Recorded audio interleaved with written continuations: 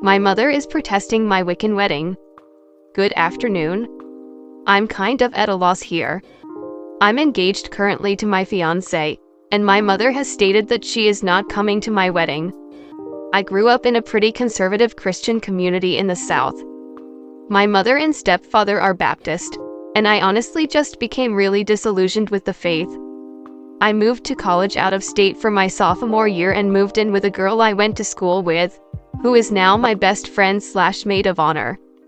Her and I started practicing in the Wiccan faith about 4 years ago. It helped me move out of my comfort zone.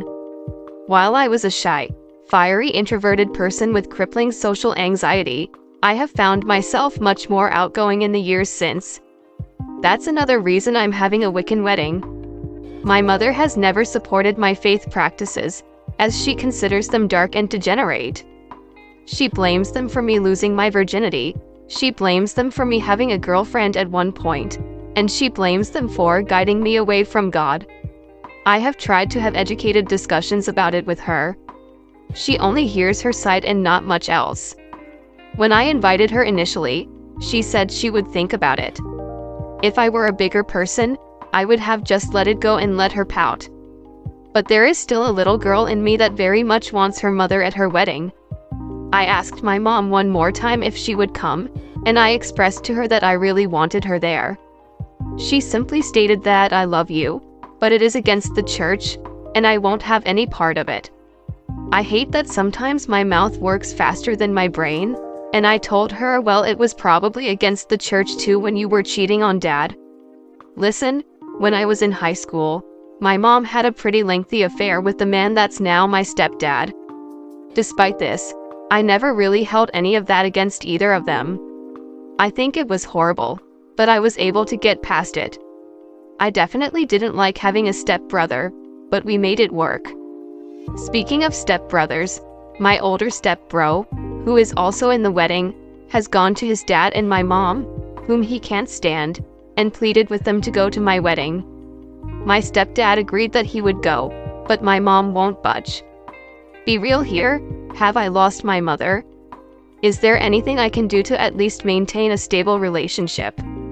As much as she infuriates me, I do love her, and would like to maintain a relationship with her.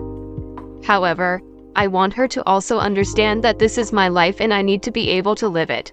What can I do to further aid in illustrating my point? Comment. That kind of shit is what people like your mother need to hear, honestly. But it won't go anywhere. I vote cutting her out. She sounds awful, and when someone like that thinks they have something like a church behind them, all you will ever get is frustration. They do not know how to be rational or fair. She's a hypocrite who hated being called out on it. OP, family is more than biology or blood. It's who sticks by you, makes you feel loved, and has your back no matter what. I'm not saying to cut her off, but genuinely evaluate your relationship and decide if it's healthy for you for her to be in your life. If she is and you have kids, will she try and indoctrinate them? Try to manipulate you or them? Or even flat out ignore them unless you go back to her faith? I hope she comes around, but if not, it's time to decide if she's worth having in your life. Congratulations on the wedding, and good luck. Don't make anything of it. The best way to cope with people like that is to stop expecting anything from them. Don't waste your brain power trying to make sense of their motivations, because there is no sense to be made. They don't respect you. You are not obligated to respect them. I'm not saying you need to be disrespectful. I'm just saying you don't need to put in the effort to exist in their presence. They don't add any kind of value to your life. They just take and make you miserable. Seriously, I struggled with thoughts like, my mom made me a nice breakfast once a month. She made me breakfast at all, once a month.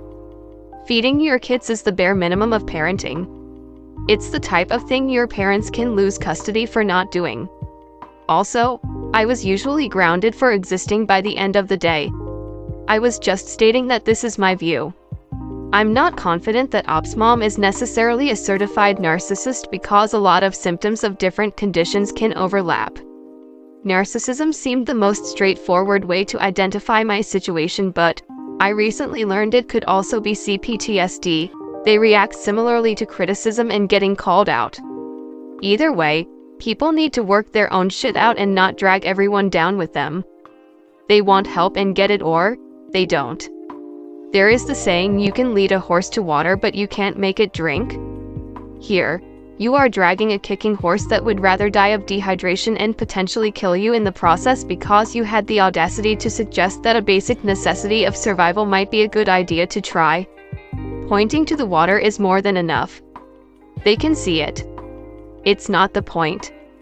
There's no magic spell, no joke intended, to make her come around.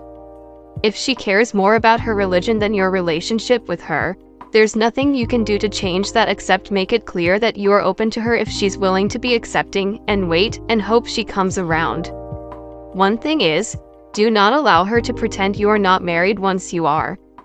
If she invites you to Thanksgiving dinner or something, make it clear your wife will be coming and be respected, or you won't be coming either. Same if you have kids in the future, the requirement for having a regular relationship with her grandkids will be treating their parents with acceptable and respect. Your mother is a religious conservative Baptist. I don't know why you find it shocking she doesn't want to attend a Wiccan wedding. Also, many of those types are very hypocritical, like your mother having an affair, getting divorced, I'm assuming, and marrying her affair partner. I don't think you should do anything. Ignore her. She might like the attention, or she is just doing it for who knows what reason. Keep going with your wedding planning and with the wedding. No, you haven't lost a mother.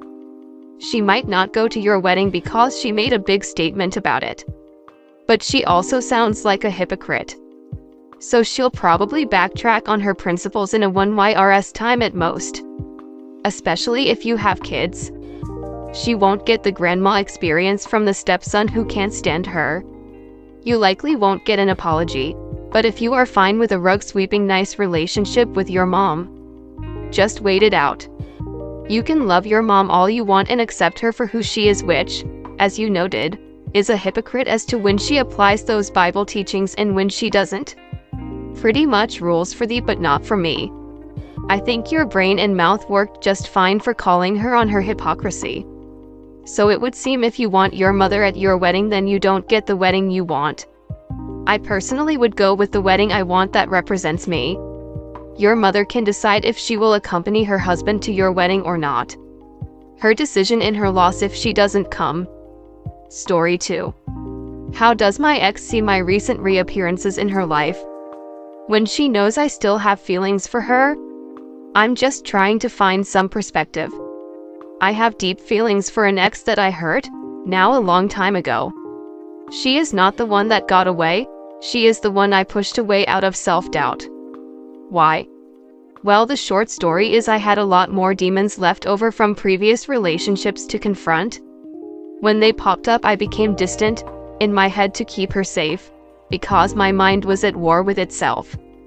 When it ended, which neither of us really wanted it to, I quickly jumped into another relationship, to distract me. Eventually I woke up, over a year later, and it was like I woke up without her. Since then I've been going to therapy, pulling apart a disassociative state I was in, and I'm following passions and growth without the fear I once had. The problem is, because we are so similar, I keep crossing paths with her. We go to the same activities center in town. We both joined a big club in the same week. My friend's local is the pub outside her flat. I keep appearing in her orbit, and sure, this wouldn't be a problem if I hadn't already tried to written to her, reaching out 3 times over the last year. First, when I woke, I was over-emotional, apologizing, and just asking to be friends, and return some stuff. The response was simply, I'm happy, I'm in a relationship, I don't want to reconnect. Second, after a few months of therapy and coming to understand I still had genuine feelings and intentions for her, not just born out of guilt and shame, so again emotionally charged. I said I was letting her go, but I asked her for a chance, one day when she's ready. No response, until weeks later she unfollowed me from Instagram. With these letters I attached a note saying, You are not obligated to read these, it's your choice. I understand they were not the right way to try and reform any sort of contact with her. To my shame. Lastly, and most recent, last month, when I saw her on dating apps, it was unexpected, and it made my heart race like nothing else. I sent her on Instagram the most sensible message I could. My friends agreed it was safe, even if a bit risky. Asking just to chat. She then blocked there, but just on that app, no others. I thought my feelings for her were fading, but it is still there. Whenever I see her, I feel it. I sent her on Instagram the most sensible message I could. My friends agreed it was safe and considerate. Just asking just to chat and let the people we are now meet. She then blocked there, but just on that app, no others. I assume she knows I have feelings for her, but I know nothing of her say or perspective in this. Her silence and avoidance tells me she wants space from me, which is why I check before any groups I join and activities I know we share, if she is already a part of them. If she walks into a room I'm in, if I can I will go into a different one. I will never message her again, not approach her in person. We've stood in the same room and she has recognized me. I think I once saw he take a side exit instead of passing me at a main exit where I was talking with my friends. To bring it all home, I wish I could know more of what it is. I fear that she thinks I'm just trying to get in her way, that I'm trying to cross into her space and boundaries. She has said nothing directly to me in months. I don't expect her to. I've made peace with the fact we probably will never reconnect in any way, as much as I still hold on to hope of it. I've been stalked by an ex who caused me great pain before, and I fear giving her the feelings that experience gave me. My friends who know about the situation and my therapist understand my intentions, that I am trying to be considerate, that I am not aiming to be manipulative or play mind games, and I hope that is something people can see. I was just wondering if anybody has any perspective they could share of similar experiences from either side? How could she be interpreting all this? What could she be feeling about the situation or even me?